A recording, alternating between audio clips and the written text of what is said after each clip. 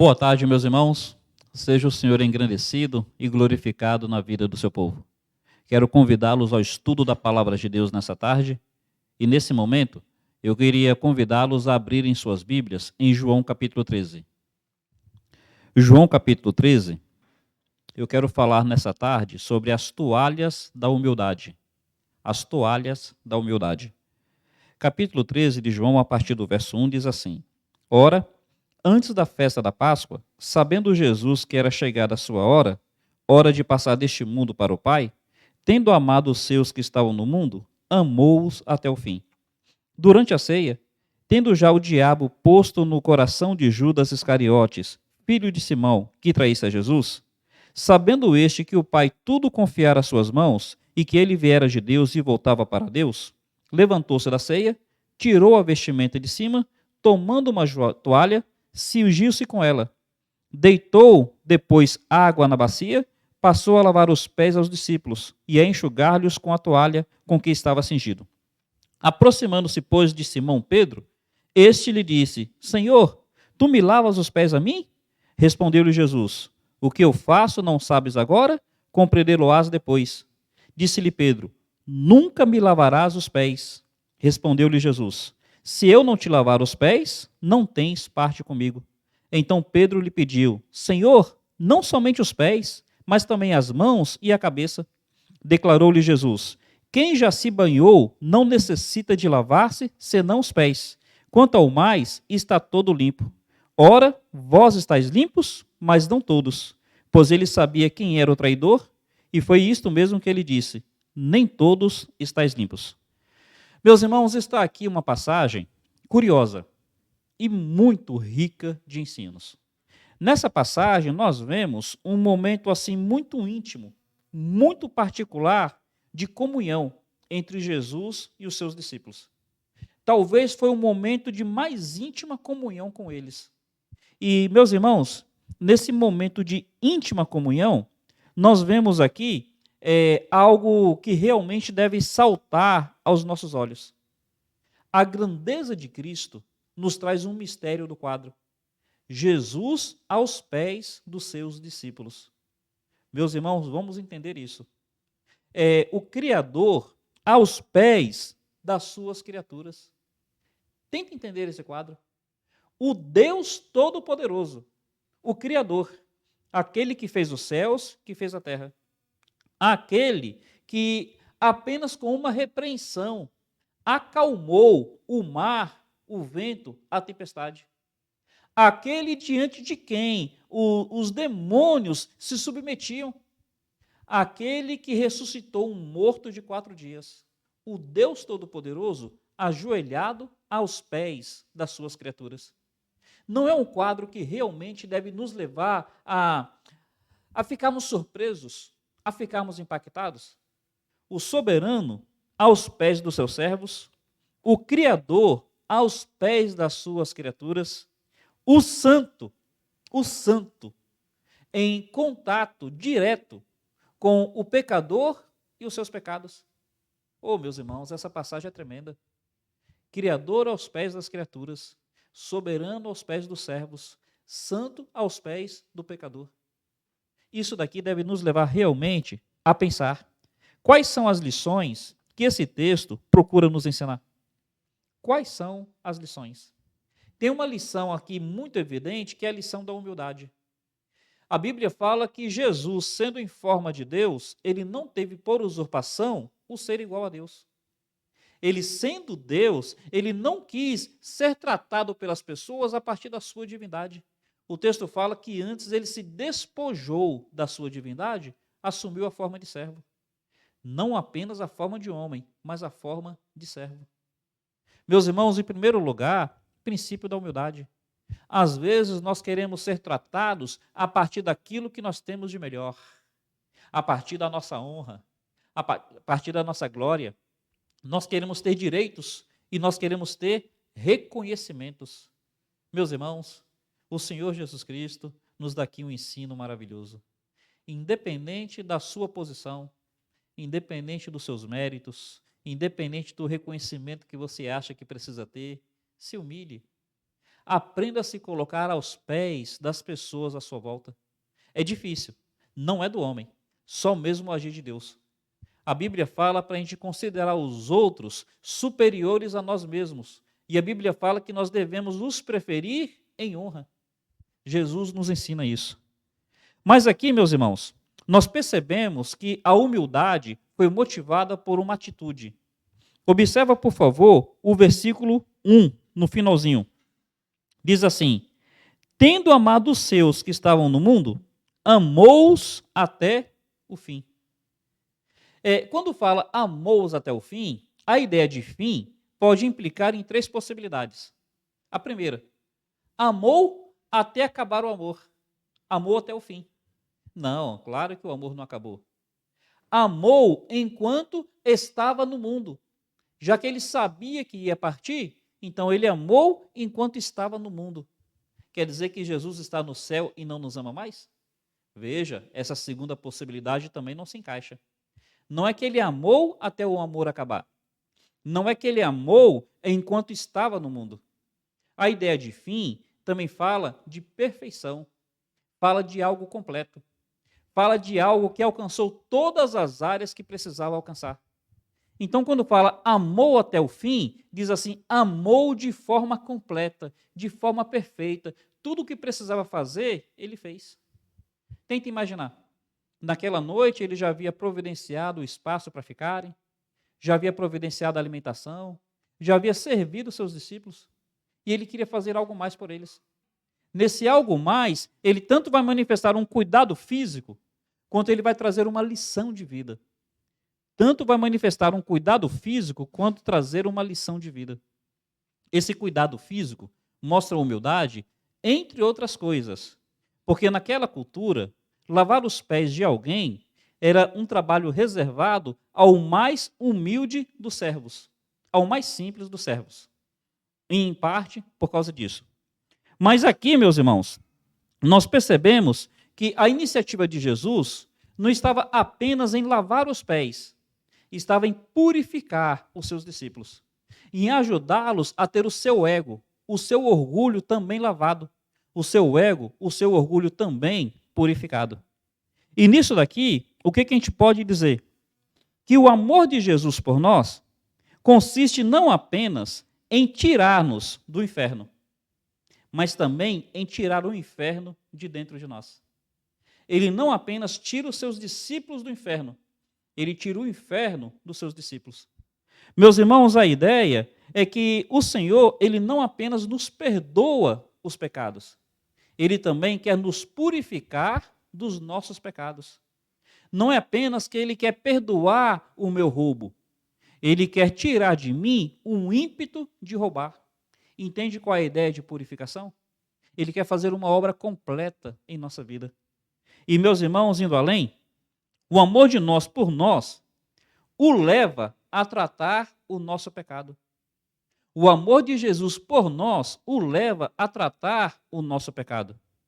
Por exemplo, tenta imaginar a seguinte situação que eu gosto de contar para refletir. Faz de conta que você está com seu filho numa região de mata. E, por alguma razão, seu filho se perde de você. Seu filho, de repente, ele tem 8, 9, 10 anos. No que ele se perde de você, ele fica alguns dias sem ter contato com você. E você procura seu filho pequeno pela mata.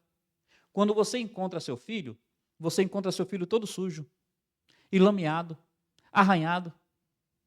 Você encontra seu filho numa condição que realmente desperta em você uma compaixão maior. O que você faz? Você corre ao seu filho e você o abraça do jeito que ele estiver. Independente dele estar enlameado, independente dele estar sujo, dele estar mal cheiroso, você o abraça do jeito que ele estiver. Porque você ama muito o seu filho para aceitá-lo do jeito que ele estiver. Mas depois que você abraçou, que você beijou, o que você vai fazer?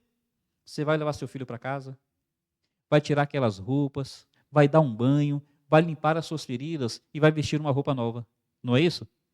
Porque você ama seu filho para aceitá-lo do jeito que ele estiver. Mas você ama demais para permitir que ele continue daquele jeito.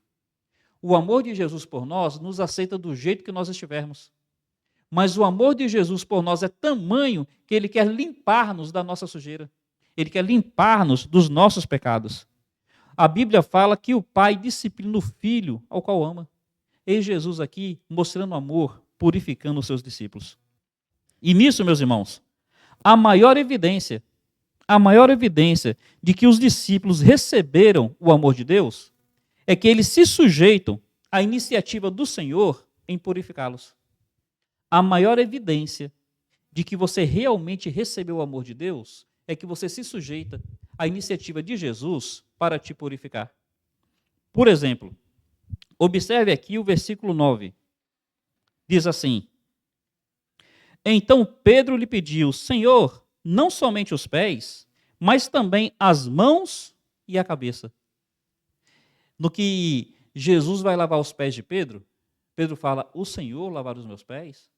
Jesus diz: Pedro, o que eu estou fazendo agora você não sabe, você vai entender depois. Aí Pedro fala: não, Senhor, de maneira nenhuma o Senhor vai lavar os meus pés. Aí Jesus fala: Pedro, se eu não te lavar os pés, tu não tens parte comigo. O que Pedro fala? De maneira nenhuma. Aí Jesus diz: pensa bem, Pedro.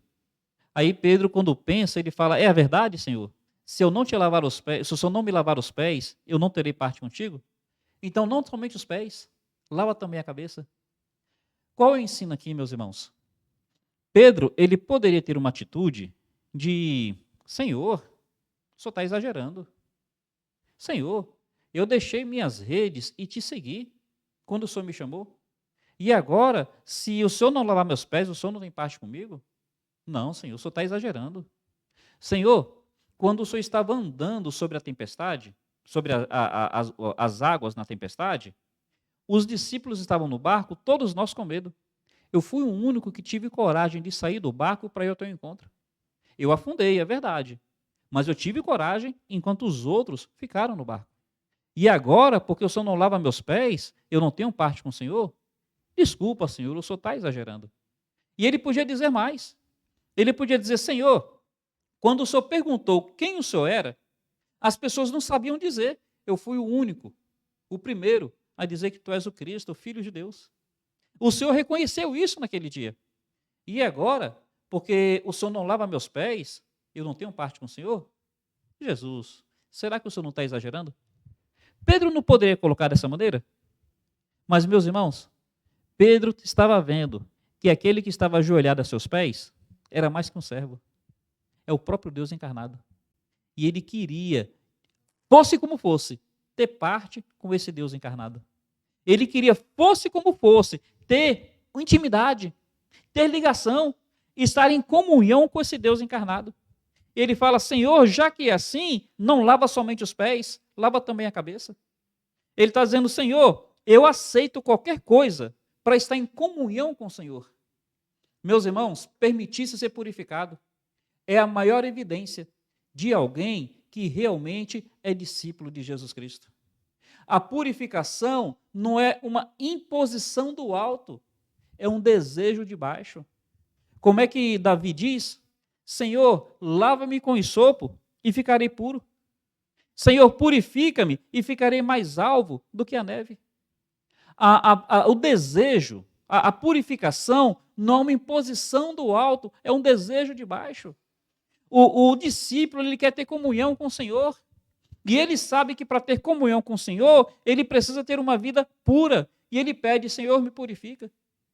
Meus irmãos, Pedro está mostrando que ele verdadeiramente é discípulo porque ele se permitia ser purificado por Jesus. Como é que o salmista fala lá no Salmo 19? Senhor, quem é que pode conhecer os próprios erros? Purifica-me tu daqueles que me são encobertos. Desejo de baixo. Como é que diz o Salmo 139?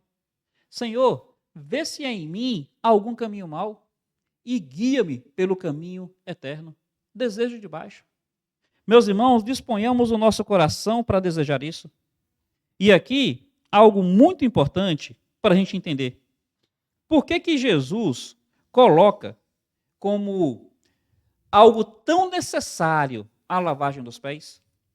Por que Jesus coloca isso como tão necessário a ponto de dizer a Pedro: se eu não te lavar, tu não tens parte comigo?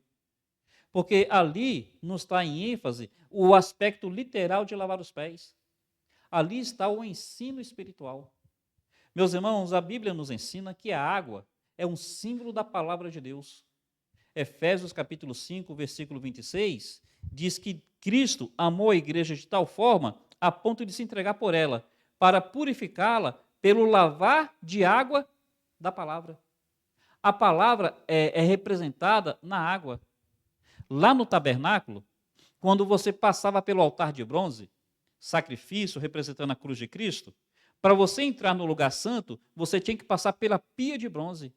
Naquela pia de bronze, você tinha que fazer uma purificação cerimonial. A partir do momento que eu passei pelo sacrifício de Cristo, eu preciso me purificar nessa água. Essa água é a palavra. E me purificando, aí eu posso entrar no lugar santo. Meus irmãos, não tem como você entrar no lugar santo sem fazer a purificação da água, sem se purificar pela água. Não tem como eu ter comunhão com Deus se eu não for purificado pela palavra de Deus. Ali está dizendo que aquele que não vive a partir da palavra de Deus não tem parte com Jesus. Aquele que não é purificado pela palavra de Deus não tem parte com Jesus. Jesus vai dizer para Pedro o seguinte: olha, quem já tomou banho, não precisa lavar mais nada que não seja os pés. Quer dizer, Jesus está dizendo, quando Pedro fala, lava-me também a cabeça, aí ele fala, não, quem já foi purificado, não precisa lavar mais nada que não seja os pés. O que isso quer dizer? A partir do altar de bronze, da cruz de Cristo, eu já sou salvo. Aí eu já estou com a minha vida limpa. Só que os meus pés, a maneira como eu caminho neste mundo, a maneira como eu caminho da cruz até o lugar santo, precisa ser purificado pela palavra de Deus. O meu caminhar, o meu agir, o meu falar. Aqui é a santificação no sentido de processo, no sentido assim do dia a dia. Dia a dia eu preciso amoldar a minha vida pela palavra de Deus. Percebem, meus irmãos, por que é tão necessário? Percebe o que realmente está sendo ensinado? Aqui, caminhando para o final, como Jesus purifica os seus discípulos? Como é que é essa purificação? Primeiro, o Senhor se despoja. Ele tira as suas vestes. Sabe o que isso quer dizer? Ele se compromete pessoalmente. Para muitas coisas, Jesus ordenou aos seus discípulos. Por exemplo, Jesus ordenou aos seus discípulos que buscasse o jumentinho para ele entrar montado em Jerusalém. Jesus ordenou aos seus discípulos para que encontrasse o cenáculo, para ele tomar a ceia com seus discípulos. Para muitas coisas, Jesus ordenou aos seus discípulos. Mas para isso daqui, ele se comprometeu pessoalmente. Ele se despojou e foi um por um. Jesus tem um compromisso individual com cada um dos seus discípulos para purificá-los. Meus irmãos, Jesus tem um compromisso com cada um de nós. E aí eu fico imaginando que cada pé tinha a sua peculiaridade. Cada um daqueles pés tinha uma realidade que Jesus foi trabalhar individualmente. Tinha aqueles discípulos dos pés rachados, tinha aqueles discípulos dos pés com calo, tinha aqueles discípulos dos pés com frieira. Meus irmãos, cada um dos discípulos tinha uma área que precisava ser tratada e Jesus tratou com cada um deles individualmente. Em primeiro lugar, Jesus se despoja, ele se compromete conosco pessoalmente. Segundo lugar, Jesus, ele não trabalha com o industrializado. Ele não faz tudo do mesmo jeito. Ele trabalha com o manufaturado. Ele vai diretamente à sua necessidade. Onde é que você precisa ser purificado? O que está precisando ser trabalhado na sua vida? Qual é a área que precisa que o Senhor venha ao seu encontro? É ali que o Senhor vai fazer com você. Terceiro lugar, o Senhor faz com profundo amor e cuidado. O Senhor faz com profundo amor e cuidado. Vou dar um exemplo. Mãe, quando tem filha, aí a filha tem ali uns 8 ou 9 anos, aí a mãe, ela vai pentear o cabelo da menina. Então a menina, tem aquele cabelo bonito. E cabelo, ainda que liso ou ainda que crespo, conforme o pente passa, às vezes puxa o cabelo da menina. Independente de ser cabelo liso ou independente de ser cabelo crespo. Quanto mais volumoso, mais pode embaraçar no pente. Aí tem mãe que às vezes puxa o cabelo da menina de maneira que machuca a menina. A menina chora, a menina grita, a menina fala: mãe, para. Mas já tem mãe que é toda cuidadosa. De repente passa um condicionador no cabelo da menina para ficar mais maleável. E ela vai puxando assim, grupo de fios por grupo de fios, não pega tudo de uma vez. Percebe que tem mãe que não se preocupa se está machucando a filha? Já tem mãe que faz com todo cuidado? Como é que você acha que Jesus limpou cada um daqueles pés? Será que ele fez de uma maneira grosseira? Será que ele fez de uma maneira assim que demonstrava má vontade? Ou será que ele demonstrou um cuidado especial com cada um daqueles pés, independente de ser rachado, independente de ter calo, independente de ter freira? Jesus faz assim conosco, meus irmãos. O Criador aos pés da criatura, o soberano aos pés do servo, o santo aos pés do pecador, com profundo amor, com grande humildade. Ô Cristo, me digam de ser louvado.